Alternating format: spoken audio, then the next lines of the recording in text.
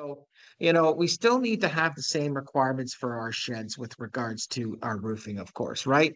And so we need to ensure that the horizontal assemblies that protect the spaces beneath them and the roof coverings, same thing, must conform to the applicable standard. Yeah, and of course, the new code explicitly says that when we get into those longer spans of lintels, we have to have two supporting jack studs.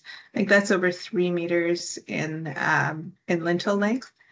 So something The to question, remember of there. course, would be whether or not that shed is heated or not. And I think most sheds are not heated unless it's this big garage in the back, right? Where they put some internal heaters and whatnot. So I think maybe even some good redlining would be a good way to ensure that, this is assumed to be an unheated garage, stuff like that, might help out with that plan review moving forward. Yeah, and of course, the new code explicitly says that when we get into those longer spans of lintels, we have to have two supporting jack studs. I think that's over 3 meters in lintel length.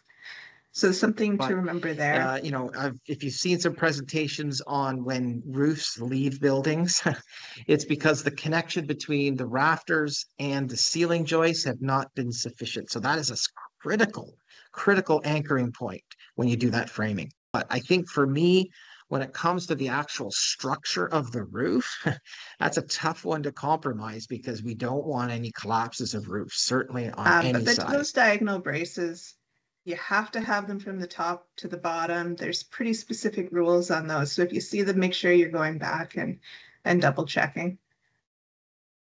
Yeah, so if they're not doing a panel type sheet material, then I think you want to look for that diagonal brace. And of course, there is those steel diagonal brace too, those light gauge steel braces, which you could connect in there too, which might work.